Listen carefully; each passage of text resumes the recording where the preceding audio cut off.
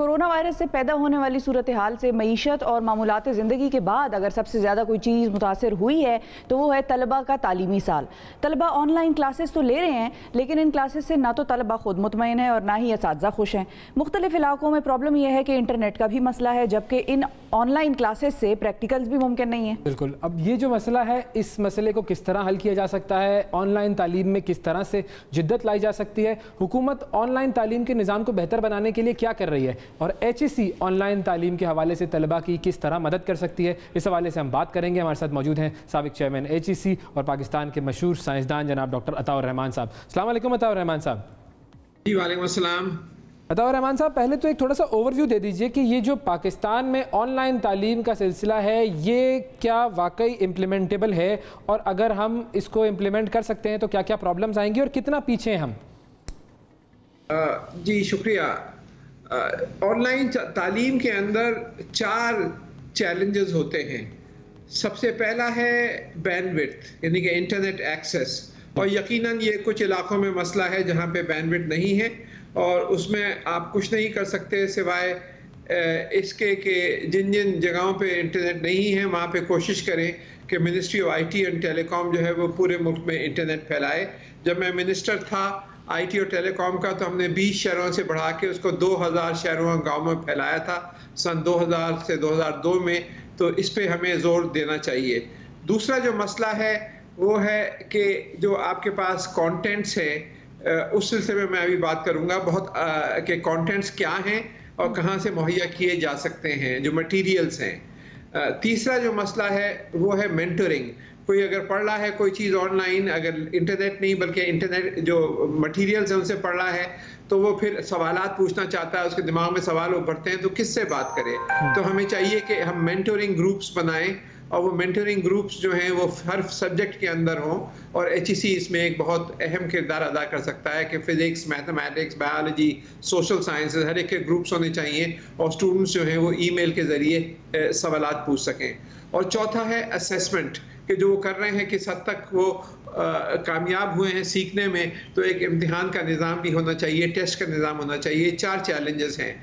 तो इसके अंदर एक आपको जान के खुशी होगी कि अभी पिछले हफ्ते ही एक बहुत बड़ा प्रोजेक्ट मैंने बनाया था, मैं नॉलेज इकोनॉमी, जिसका आपके मेरी आवाज़ वापस आ रही है, प्लीज़ गूंज रही है इसको ज़रा सही। बिल्कुल, आपकी आवाज़ का थोड़ा सा इशू है, हम ये चेक कर लेते हैं।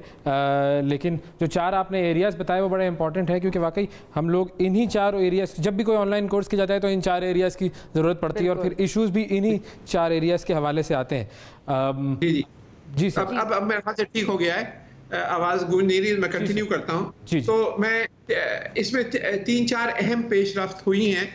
एक तो ये कि पिछले हफ्ते मैं नॉलेज इकोनॉमी टास्क फोर्स, जिसके प्राइम मिनिस्टर खुद चेयरमैन हैं, मैं वाइस चेयरमैन हूँ, और 5-6 फेडरल मिनिस्टर्स भी इसके मेंबर्स हैं, जिसमें minister planning, finance, education, science और टेक्नोलॉजी वगैरह। तो एक बहुत बड़ा प्रोजेक्ट 6 अरब का मंजूर किया गया है डिस्टेंस एजुकेशन को स्ट्रेंथन करने के लिए, ताकि ऑनलाइन एजुकेशन यूनिवर्सिटीज़ में ज़्यादा बेहतर तरीके से दी जा सके। और ये जो है इस साल और अगले साल जो है इस पर बहुत तेज़ी से काम होगा, जिससे ऑनलाइन एजुकेशन बहुत मजबूत हो जाएगी। दूसरे एक बहुत बड़ा प्रोग्राम हमने शुरू कर रखा है, जिसमें स्टूडेंट्स जो हैं घर बैठ के क्लासेस ले सकते हैं, या यूनिवर्सिटीज़ में अगर जाते हैं तो यूनिवर्सिटी में भी क्लासेस ऑनलाइन हो सकती हैं। और ये जो है ये द हायर एजुकेशन नेटवर्क के नाम से है। कोई 5000 लेक्चर्स हो चुके हैं। रोज़ाना लेक्चर्स होते हैं MIT से, हार्वर्ड से, कैम्ब्रिज से, ऑक्सफोर्ड से, जो लाइव और इंटरैक्टिवली सुने जाते हैं। तीसरे एक बहुत बड़ी वेबसाइट हमने बनाई थी, जिसमें स्कूल के, कॉलेजेस के और यूनिवर्सिटी के कोर्सेज सारे मौजूद हैं। उसको अगर आप स्क्रीन पे दिखा दीजिएगा, उसका वेबसाइट का एड्रेस है www.lej और फिर नंबर 4 learning.com.pk। तो 65,000 कोर्सेज अवेलेबल हैं, जिसमें आप फ्री में हैं। ये कोई आपको रजिस्ट्रेशन नहीं करनी, और इसमें हर मजमून के हिसाब से और फिर हर लेवल के हिसाब से कोर्सेज मौजूद हैं, और ये स्टूडेंट्स आज मुस्तफीद हो सकते हैं इन कोर्सेज से। तीसरे एक और वेबसाइट है जो कि वीडियो लेक्चर्स .net के नाम से है, videolectures.net। इसमें आपको लाखों कोर्सेज मिलेंगे और ये भी आप इससे मुस्तफीद हो सकते हैं। इसके अलावा एक और वेबसाइट है pdfdrive.net, pdfdrive.net। इस पे तकरीबन 8 करोड़ किताबें मुफ्त में अवेलेबल हैं जो आप डाउनलोड कर सकते हैं। ऑथर का नाम दें या फिर आप किताब का उन्वान दें, टाइटल दें, तो फिर आपको ये डाउनलोड हो सकती हैं।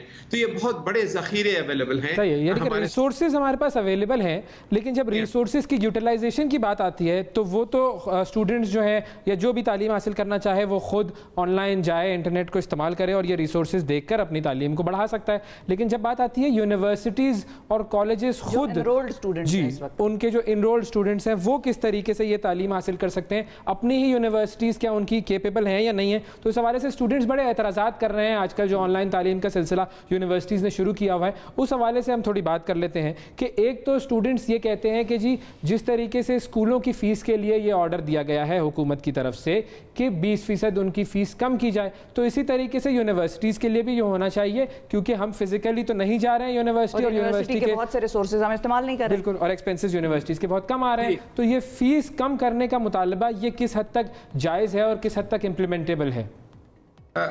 मसला ये है कि यूनिवर्सिटी के अखराजात में कोई ख़ास कमी नहीं हुई, क्योंकि वही टीचर्स हैं, उनको किसी को निकाला नहीं गया, वही एम्प्लॉयज़ हैं। थोड़ा सा बिजली वगैरह के अंदर फ़र्क हुआ है, मतलब 2-3-4% का फ़र्क हुआ होगा बहुत ज़्यादा फ़र्क नहीं हुआ। तो फ़ी बहुत 20% आप कम कर दें, इस पर भी यूनिवर्सिटीज़ जो है वो बहुत माली दुश्वारी में हैं और वो जो है बैंक से लोन लेके आगे चला रही हैं काम। तो मेरे ख्याल से ये मुमकिन नहीं होगा कि फ़ी कम की जाए स्टूडेंट्स के लिए। लेकिन कंटिन्यू कीजिए जी। लेकिन जो ऑनलाइन क्लासेस जो हैं वो यकीनन घर बैठ के दी जा सकती हैं।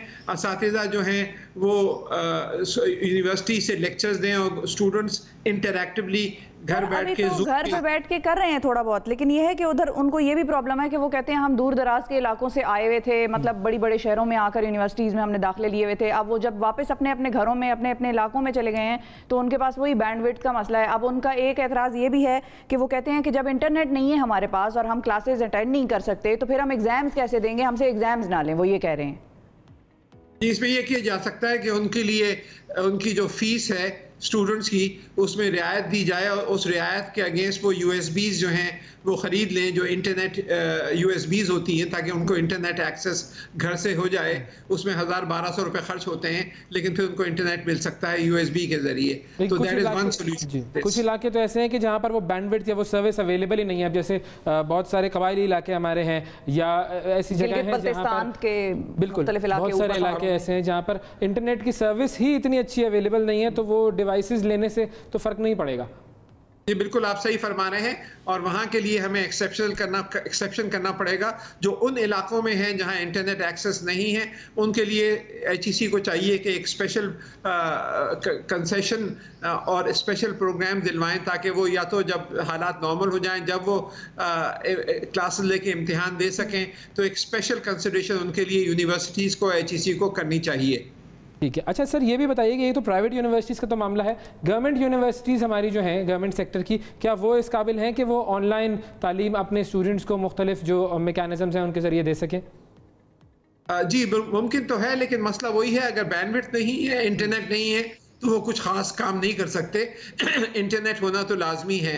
उसके बगैर यूनिवर्सिटीज़ की कैपेबिलिटी की बात कर रहा हूँ कि क्या यूनिवर्सिटीज़ में टेक्नोलॉजिकल कैपेसिटी इतनी है हमारी पब्लिक सेक्टर यूनिवर्सिटीज़ में कि वो ऑनलाइन क्लासेस के लिए जो भी रिसोर्सेज चाहिए होते हैं वो उनके पास हों? जी बिल्कुल, बल्कि मैंने अभी कल ही सारे पाकिस्तान के वाइस चांसलर्स को, प्राइवेट और पब्लिक यूनिवर्सिटीज़ के वाइस चांसलर्स को ख़त लिखा है कि आप डिस्टेंस एजुकेशन जो है वो फौरी तौर पे शुरू करें। और उसके अंदर मैं, क्योंकि बोर्ड ऑफ गवर्नर्स का मेंबर था कॉमनवेल्थ ऑफ लर्निंग, जो दुनिया की सारी यूनिवर्सिटीज़ हैं कॉमनवेल्थ ऑफ लर्निंग, कॉमनवेल्थ के अंदर वो सब इसके तहत आती हैं, और मैं उसके बोर्ड ऑफ गवर्नर्स में था। तो उसमें कुछ क्वालिटी एश्योरेंस सिस्टम्स नाफिज करने पड़ेंगे यूनिवर्सिटीज़ को, तो उसके बारे में मैंने डिटेल्स भिजवाई हैं ताकि उनको अडॉप्ट करें, ताकि मुनासिब तरीके से इफ़ेक्टिवली ये डिलीवर कर सकें वो डिस्टेंस एजुकेशन, जो लेक्चर्स वगैरह हैं जो डिलीवर कर रहे हैं। अच्छा डॉक्टर साहब, अब कुछ ऐसे सब्जेक्ट्स होते हैं जो कि प्रैक्टिकल हैं, जिस तरह से अगर हम आपकी फील्ड की बात करें, साइंसेज की, केमिस्ट्री की या फिजिक्स की या बायोलॉजी की, या फिर बाकी जो हम हायर एजुकेशन में एवियोनिक्स और एरोनॉटिकल इंजीनियरिंग वगैरह पढ़ रहे होते हैं, या बाकी जूलॉजी और इस किस्म के सब्जेक्ट्स होते हैं, अब उसमें थियोरी भी होती है और प्रैक्टिकल भी होता है। अब थियोरी तो टीचर्स भी पढ़ा सकते हैं ऑनलाइन, इंटरनेट के थ्रू, वर्चुअल क्लासेस के थ्रू, लेकिन जो प्रैक्टिकल करने वाला वो होता है एक एक्सपेरिमेंट बेस, जिसकी बुनियाद पर आगे भी बच्चों को नंबर्स वगैरह मिलते हैं, वो फिर कैसे होंगे? जी, प्रैक्टिकल्स तो आपको पोस्टपोन करने पड़ेंगे और बाद में कराने पड़ेंगे। जो इस क्लास के प्रैक्टिकल्स हैं उसको अगर अभी नहीं कर सकते तो फिर उसको कंबाइन करना पड़ेगा अगले साल के प्रैक्टिकल से। लेकिन प्रैक्टिकल जो हैं वो वर्चुअली जो है वो आप ज़्यादा कोई ऐसे हैं एक्सेप्शनल केसेस जो आप रिमोटली करा लें, लेकिन आपको एक्चुअली वो उन प्रैक्टिकल क्लासेस को पोस्टपोन करके और फिर अगले साल के शुरू में जब हालात नॉर्मलाइज हो जाएंगे जब कराने पड़ेंगे। प्रैक्टिकल्स होना लाजमी है, उनको कैंसिल नहीं किया जा सकता, लेकिन उनको पोस्टपोन करके कराना पड़ेगा। अच्छा सर, एक और चीज़, एक और एतराज़ भी है वो स्टूडेंट्स का ये है कि जो टीचर्स हैं जो कि ऑनलाइन पढ़ाने वाले हैं, उनकी वो कैपेबिलिटी शायद डेवलप नहीं हुई है कि वो ऑनलाइन रिसोर्सेज को यूज़ करके और उसे पढ़ाने में इस्तेमाल कर सकें, या जो उसके लिए जो सॉफ्टवेयर्स चाहिए होते हैं, जो टेक्नोलॉजी चाहिए होती है, उनसे उन असातिज़ा की हमआहंगी नहीं है। तो फिर ऐसी सूरत में जब टीचर्स की कैपेबिलिटी कम होगी तो वो क्या डिलीवर कर सकेंगे, कैसे डिलीवर करेंगे? इसीलिए मैंने ऑनलाइन मटेरियल्स के बारे में शुरू में बताया आपको कि बहुत सारे एक्सीलेंट मटेरियल्स इंटरनेट पे अवेलेबल हैं उन वेबसाइट्स पे जिसका मैंने जिक्र किया। वो सिर्फ अपने असातिज़ा पे इन्हिसार ना करें, बल्कि MIT, स्टैनफोर्ड, कैम्ब्रिज, ऑक्सफोर्ड और दूसरे यूनिवर्सिटीज़ के टॉप प्रोफेसर्स के लेक्चर्स मौजूद हैं, उनसे सीखें। मटेरियल सारे मौजूद हैं और ये सारे बेहतरीन मटेरियल्स हैं। यूनिवर्सिटी ऑफ कैलिफोर्निया के और दूसरी यूनिवर्सिटी के मौजूद हैं। खान अकेडमी के लेक्चर्स जो हैं स्कूल लेवल के सारे फ्री में मौजूद हैं वेबसाइट्स पर। तो सिर्फ अपने असातिज़ा पे इन्हिसार ना करें, बल्कि बैनुल-अक़वामी लेवल पे ये सारे मटेरियल मौजूद हैं, उनसे मेहनत भी करनी होगी तलबा को। ठीक है, अच्छा ये भी बताइए डॉक्टर साहब कि बेस्ट मॉडल हमारे पास वर्चुअल लर्निंग का या डिस्टेंट लर्निंग का क्लासेस के हवाले से कौन से मुल्क का है, और वहाँ पर क्या होता है जब वो डिस्टेंट लर्निंग की बात करते हैं? तो जी, अगर आप कनाडा में देखें तो कनाडा में बहुत बड़े पैमाने के ऊपर डिस्टेंस लर्निंग के प्रोग्राम्स चल रहे हैं। पाकिस्तान में जब मैं मिनिस्टर था उस ज़माने में मैंने वर्चुअल यूनिवर्सिटी कायम की थी जिसमें लाहौर में हेडक्वार्टर्स है और उसके प्रोग्राम भी बहुत अच्छे हैं। इसी तरीके से दुनिया के अब बहुत सारी यूनिवर्सिटीज़ हैं। University of Illinois at Urbana Champaign है, स्टैनफोर्ड है, MIT है, हार्वर्ड के एडएक्स और दूसरे प्रोग्राम्स मौजूद हैं। तो बहुत सारे अब दुनिया में बहुत सारी यूनिवर्सिटीज़ जो हैं वो डिस्टेंस एजुकेशन पे आ गई हैं और यही हमें भी करना चाहिए। मेरे ख्याल से वर्चुअल यूनिवर्सिटी का प्रोग्राम पाकिस्तान में भी जो है बहुत अच्छे क्वालिटी का प्रोग्राम है, उसको कॉपी कर सकते हैं हमारी यूनिवर्सिटीज़, उनके साथ शिराकत करके इम्प्लीमेंट कर सकती हैं। लेकिन इसमें HEC को क्वालिटी अश्योरेंस मेजर्स जो हैं, जिसके बारे में जैसे मैंने अर्ज़ किया, मैंने ख़त लिखा है सारे वाइस चांसलर्स को, वो इंट्रोड्यूस करने चाहिए ताकि जो क्वालिटी डिलीवरी हो, जिसमें लेक्चर का जो कंटेंट है, फिर जो जिस अंदाज से डिलीवरी किया जा रहा है, ताकि बच्चों के अंदर खाली रटने का नहीं बल्कि प्रॉब्लम सॉल्विंग अप्रोच हो, और फिर जो उसके जो डिलीवरी के और जो क्वालिटी एश्योरेंस सिस्टम में जो ज़रूरत है ताकि साफ तरीके से आए और बच्चे समझ सकें उस मसले को, वो सारे क्वालिटी एश्योरेंस सिस्टम्स को हमें। इसमें इम्तिहानात का सिलसिला भी ज़रा बताइएगा कि इम्तिहानात कैसे होंगे? क्या वो इम्तिहानात घर बैठे देंगे या फिर इम्तिहानात के लिए उनको फिजिकली जाना पड़ेगा किसी जगह पर? इम्तिहानात जो हैं वो फिजिकली जाना पड़ता है और वर्चुअल यूनिवर्सिटी ने इसीलिए तकरीबन 250-300 सेंटर्स बना रखे हैं पूरे मुल्क में, जहाँ पे बच्चे जाते हैं और वो कंप्यूटर वगैरह सब वहाँ पे होते हैं और इम्तिहानात भी वहाँ जाके फिजिकली देते हैं। तो इम्तिहानात घर बैठ के नहीं दिए जा सकते क्योंकि फिर उसमें गलत तरीके से इम्तिहान देने का भी रुझान जो हमारे यहाँ है वो भी उसको अवॉइड करना है। तो फिजिकली जाके आइडेंटिफाई करके अपना आइडेंटिटी कार्ड दिखा के और फिर इम्तिहान देना पड़ेगा फिजिकली, उसके इम्तिहान रिमोटली नहीं हो सकते। तो अब जब आप ये बात कह रहे हैं कि जो प्रोजेक्ट्स आप लोगों ने शुरू किए हैं जो 6 अरब के, उसको भी ज़ाहिर है वक्त लगेगा इम्प्लीमेंट होने में, क्वालिटी एश्योरेंस को भी ज़्यादा बेहतर तौर पर बनाने के लिए वक्त लगेगा, फिर जो टीचर्स हैं उनकी कैपेबिलिटी बनाने में भी वक्त लगेगा, और जो तमाम चीज़ें हैं उसमें ज़ाहिर है समझने में वक्त लगेगा, करने में वक्त लगेगा कि भाई अब तो दूर से बैठ के पढ़ना है। तो अब ऐसी सूरत हाल में जो स्टूडेंट्स एतराज़ात कर रहे हैं और बहुत सारों के ज़ाहिर इंटरनेट कनेक्टिविटी किसी जगह पर अगर लेकर जानी है तो वो उसमें भी वक्त लगेगा, तो ऐसे सूरत हाल में उन स्टूडेंट्स को हम कैसे इत्मीनान दे सकते हैं कि देखें इसी तरीके से हमें चलना है, और क्या उनको रिलीफ दिया जा सकता है? दरअसल ये चैलेंज जो है ये अगले 6 महीने के लिए है। अब जून है, मतलब इस दिसंबर तक मामलात इंशाल्लाह बेहतर हो जाएंगे और अगले साल जो है हम नॉर्मेलिटी की तरफ आ जाएंगे। इन 6 महीने के लिए हमारी यूनिवर्सिटीज़ को और HEC को चाहिए कि एक फ्लेक्सिबल एटीट्यूड अडॉप्ट करे, ये देखें कि ये वाकई एक मसाइल हैं और इसमें कुछ इम्तिहानात पोस्टपोन करें, प्रैक्टिकल पोस्टपोन करें, फीस में थोड़ी सी रिडक्शन कर सकते हैं, 20% नहीं लेकिन 3-4-5% जो है ये यकीनन मुमकिन होगा कि फ़ीस में रिडक्शन करें।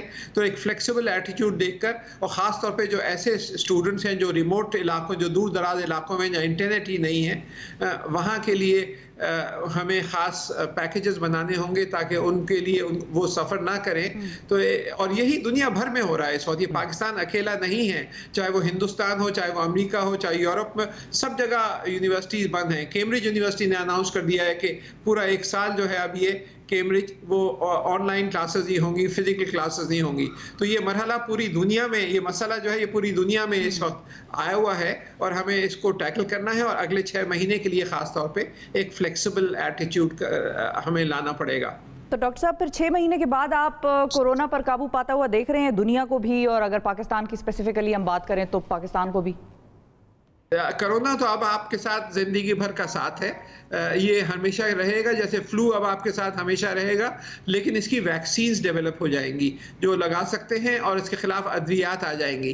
तो यकीनन आप मुझे अगले साल के शुरू में मैं देख रहा हूँ कि इंशाल्लाह इसकी अद्वियात भी मौजूद होंगी, वैक्सीन भी अवेलेबल होंगी और फिर आप नॉर्मल ज़िंदगी की तरफ तेज़ी से बढ़ सकेंगे।